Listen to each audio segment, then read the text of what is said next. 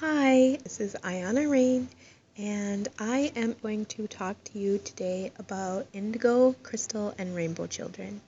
I know that this is something that I've been wanting to post for a while, and seeing as how we are really noticing a stirring in the awakening of all of these different kind of energies.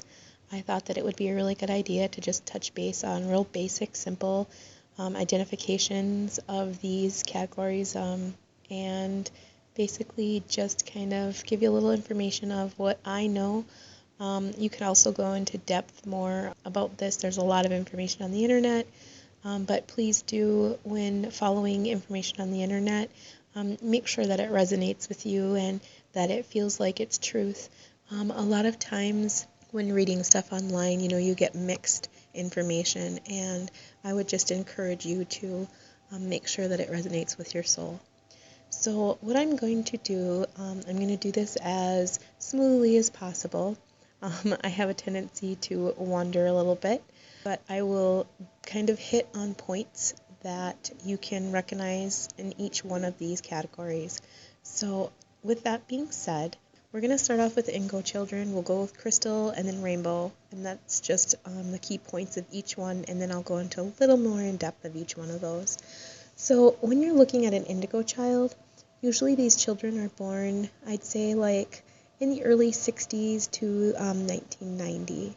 They're very rebellious. They're kind of like warriors in spirit. They're the children that are really outgoing, and you're like, whoa, you can definitely tell that there's something about them. They absolutely despise the system. And when I mean the system, I'm talking about the machine. I'm talking about sheeple. I'm talking about they understand and notice corruption, and it really rubs them the wrong way. It's like sandpaper on their skin. They like to be isolated. The reason why they like to be isolated is because they're so open. They're very open to energies that are around us. They pay attention to everything. They notice everything. And it's a lot easier for these children to just, when, these children were younger, to just kind of isolate themselves because they could handle that energy. They knew what to expect. Another thing that is something to look for as these children grow is they are very fond of like addictions of any kind. There could be gaming, there could be TV, at some point there could be drugs, there could be food as they grow older. Because we're talking, some of these children were born in the 60s. I actually fall into that category. I would say that, even sex could be an addiction for them. And the reason why is because they do feel everything, and it's very joyous to them, but also they are not always understanding what's happening to them. That awakening doesn't always hit right away. They're also very stubborn. So like these would be representing as like oppositional children and children that just are going to stand their ground no matter what. And that goes back to being, to the spirit part of them, like the warrior part of their spirit. They are warriors. Indigo children are here to help fight the system. So those are just a couple key points that we're going to go more in depth on. And now we're going to talk a little bit about the crystal. And crystal children were actually born, they say, between 1980 and anytime now. And basically, they are very strong and pure-hearted, very highly developed in imagination. They're very creative, very extreme when it comes to empath and emotional, very passionate about the supernatural. They're very in tuned by like phenomenons like superheroes, and they're pretty easygoing unless you ruffle their feathers. So that's quite the contrast to the indigo children. I can tell you right now that I have a crystal child in my home, and he is all of those things, except for his easygoing is not so easygoing sometimes, but he is also at a teenage level, which makes him extremely emotional. So I can tell you, though, that it's really cool to watch, and I feel very honored. All of my children are gifted, and, it's really cool to understand and to know these things. Growing up, I never had that. I was definitely I fit into the indigo category, and it was really rough, and I did spend, I would say, most of my teenage years in my bedroom, just kind of kept to myself. And it's cool to watch from a different point of view being a parent. So the other thing that we're going to talk about here, just key points of rainbow children. So we're going to move into the rainbow. Basically, the rainbow children are born after the new millennium. They're very positive and happy. They know a ton about technology. They're very advanced. It's super easy for them to get into understanding gadgets and electronics. And you hear a lot about people complaining about kids are always in their electronics and they're not in touch. And well, the thing of it is that these rainbow children are supposed to be in touch with those, because somebody is going to have to be able to get into the system when it's needed. This is all for a great purpose. Some of it's going to sound like, kind of crazy talk, and, we are coming on a spiritual revolution, and there's an awakening happening right now. So there's a purpose for all of these different spirits to be here at the same time, and there is with great purpose that the timing of them has been the way that it is as well. So back to the rainbow children. They're very, very loving, and they're hard to contain. Their souls are so much bigger than their bodies usually. They absolutely love animals. They love nature. These are the children that naturally do not want to really eat meat. They don't want to deal with that energy. It's like it's naturally there for them. And also they're very free-willed, like just a very free soul, very free spirit. All of these different, the indigo, the crystal, and the rainbow, they're very defined. You can usually pick them out of a crowd if you're any kind of intuitive. So I want to just kind of touch a little more in depth on like the indigo, and then I'm going to do the same for the other two. And the difference between the three, I will go into that a little bit as well. It's really a very cool thing to be a part of this right now. I know that I keep saying that and expressing it, but to be able to actually watch it is quite amazing. We are actually going to be stepping into some really amazing things, and I hope that you guys are able to watch it as I am. It's very amazing. Okay, so going back to the indigo children, we talked about when they were born, and it's very similar to like the baby boomers and Generation X. They're like rebellious, and they're unable to conform. They don't like dysfunctional situations at home. They're not good with it at school. They're not good with it at work. They're the warriors. They don't like that discord. They want to fix it. It's ingrained into their souls. They want to rage against corruption. They any kind of governed society that is trapping and stopping things from moving forward is what they just absolutely don't want to be a part of. They are actually very in tune with art, music. They like movement of lifestyle. In their youth, they pay attention to a lot of those things because it's an outlet for them. They like to experiment with psychedelic substances as they get older. It's just something that they're trying to open up even more because they know that something more is out there. It's trying to force their mind to be open. All of this, results in like huge creation. Some of these indigo children as adults can become awesome in business. They have inventions even. They are very much looking to the future, and it's think about like where the internet and all of that sort of thing came in, and think about all of the different things that people are starting to create, and we're also looking back and trying to do things a cleaner, better way. This is in the hearts of the indigos. So with that being said, we'll kind of move into the crystals and talk about the same sort of thing. So we've already talked about when they were born, and it's slightly different from Generation Y, which is addressing the people that we were talking about previously. And the characteristics of the crystal is it's like for Generation Y, it's almost exactly the same.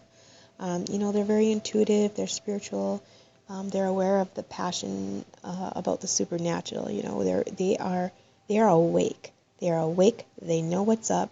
They have highly developed creativity. Like, these are the people who are natural born musicians. They're natural born artists. Like, they don't even have to study it. You could give them any instrument and they could sit down and play. This is the category that they would fit into if you know anybody who has that.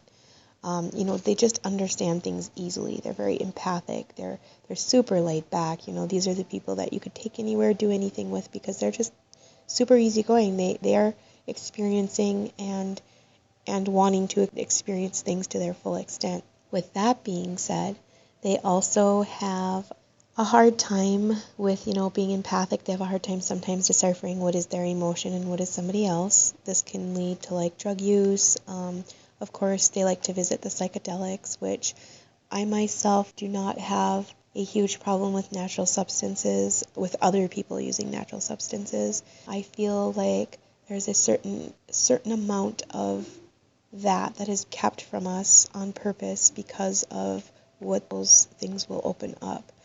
I can't really speak from experience, but I am not against it. I feel like if it's something with the intention of spirituality attached to it, as long as it is not harmful, I feel like it is something that maybe, if people are feeling that they should experience, that is something that they should experience. Crystal children are very prone to anxiety. They have panic attacks, and sometimes more serious issues like they could have seizures. There's mental health issues with them.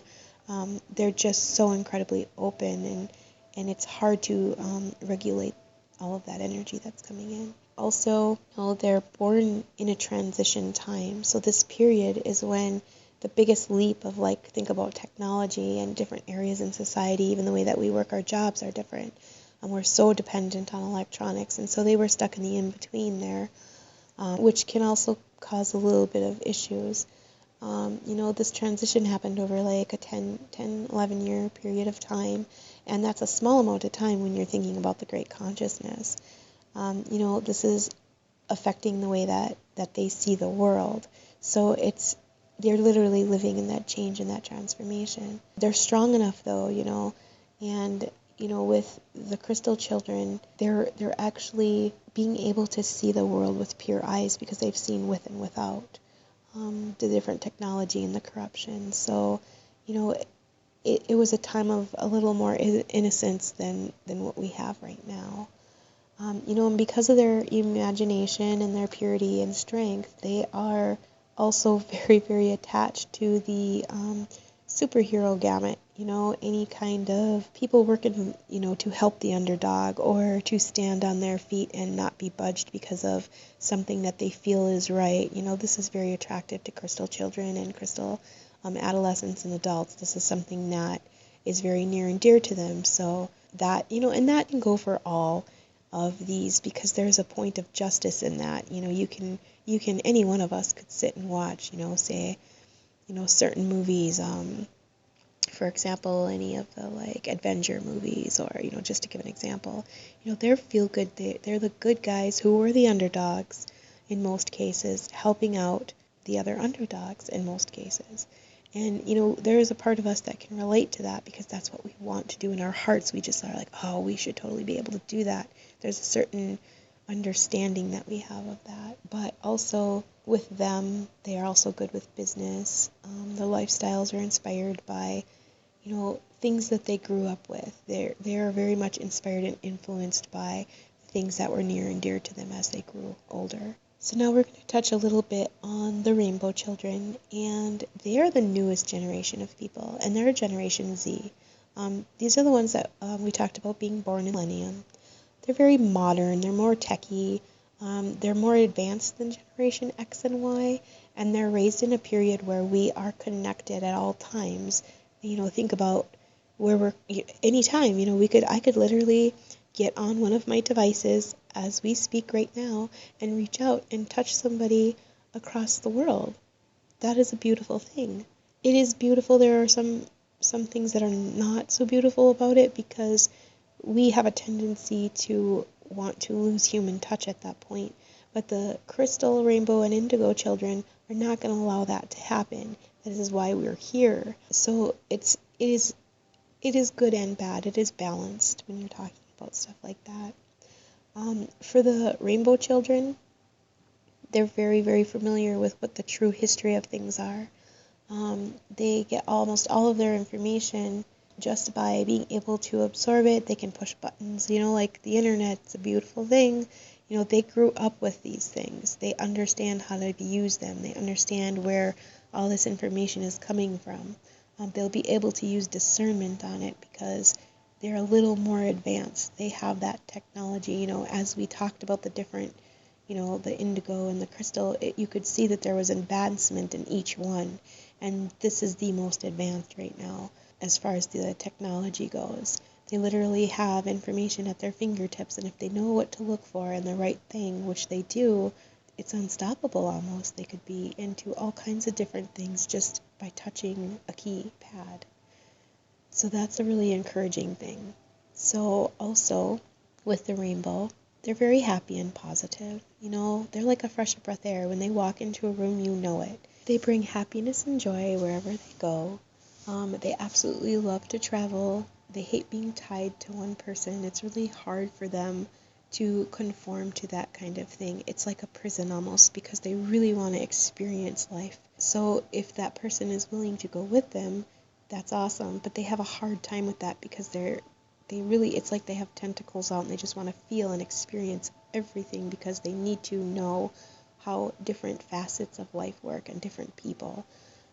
So that's something that is a little bit of a downside for the rainbow children. It's a beautiful thing to want to experience that, but it's hard for people around them because it almost feels like rejection. So you kind of need to think of them as light. They give off warmth. They can't really be captured. You can just see and feel light.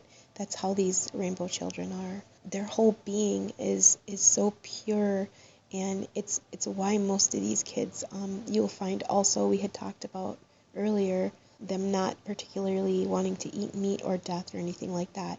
It's something that is natural inside of them and not that I'm saying that eating meat is bad, it's just a different way of thinking. Some people think that is eating and consuming death. There are a lot of different ways to think of it, and what is right for one person may not be right for another person. I'm not judging when I say this, it's just part of what the rainbow children are and that phenomenon of the rainbow children. You find a lot of them and naturally they just don't want it in their system, and a lot of them are vegan naturally, and there's nothing wrong with that. So that's something else. So like the greatest difference between all of these are, the indigos, they're here to destroy what's not working, and they're trying to pave the way for a better world. I consider myself to be indigo, and I do feel that way. I do feel like there are things in this world that they hurt my heart, they hurt my soul, and I watch them and I'm just like, this is not the way. And I want to do everything that I possibly can to help and fix that. When you're talking about the crystal children, they're the ones who want to create. They need to create. They need to develop. They need to build. They have ways of uniting the best of the old world and the new world. They're kind of like the in-between, which is an amazing thing. They're that bridge in between the indigos and the rainbows. And so with the rainbow children, they're the ones that are here to give life and to like fertilize new and improved world. They're the ones that are going to bring the harmony with nature and humans. They have that potential to bring that peace and that balance back. These rainbow children are like what we've been building up for. It's all three of these spiritual archetypes that need to work together, and that's what the real change is going to be about. And it's for humanity, it's for bringing that balance back and push the darkness away, and it's to bring peace and harmony back, and it's to love our mother, and it's to nurture and cherish each other, and it's part of that one consciousness that we are desperately seeking right now. We are all fully aware of an awakening. We are all growing and we're thriving and we're trying to do the right thing, and it's really hard to do when we're watching things fall apart and we're watching the distress of the world and the condition that everybody is in. It's very complicated. So with that being said, I don't want you to think that just because you have traits of indigo that you cannot be a crystal or a rainbow child. You can carry all of the traits of each one because these archetypes are also depending on the environment that you were born into. And you need to also understand the purpose of each one. And a lot of people are kind of in the in-between. There's a lot of contradictory information about that out there, but it's a part of a bigger picture and a bigger program for all of us to be light workers, which is why we're here. We're here to heal the world. One of the things that I think is super important is to not categorize yourself and put yourself in a box. Do not think that you are incapable of doing multiple things. When you're gifted and you're awakened and you know that you have a greater purpose, things will come to you and you're not going to be completely sure why. Don't think that you can't, and don't ask yourself, why me? It is you because you were chosen. So if you're dealing with any kind of crystal or rainbow children, or if you yourself have experience with this, just keep in mind that we are having a human experience and we're here for a great purpose. We know what that great purpose is. It's all part of a spiritual revolution that we have in charge, that we've been put in charge and we're stewarding over right now. And basically, it's that one consciousness. We are all light workers. We are all one with each other. It's something that we need to acknowledge. And, it's funny, I was kind of having a strange morning, and, it never ceases to amaze me that messages come no matter what. And I was actually having a cup of tea this morning, and the kind of tea that I drink usually has messages that, come across on it. And its message was the number one communication is love. And it's like, act in love, act out of love, do everything out of love and with pure intention. And when you do that, you'll be surprised at how many things fall into place. I know that, subconsciously sometimes the things are just below the surface, and we may not completely understand what it is that we are meant to be doing, but it will show itself eventually. We just have to be kind to each other and kind to ourselves and understand that this is all part of a bigger picture. I hope that this was somewhat helpful. I know it was very basic and very simple. There is a lot more information out there. I just kindly briefly touched on some of the basics. It's part of that awakening that we're all about right now. I hope you enjoyed this and found it helpful. Many blessings to you, and I just want to thank you, and I appreciate you listening. Love to you all, and be safe on your journeys. Namaste and blessed be.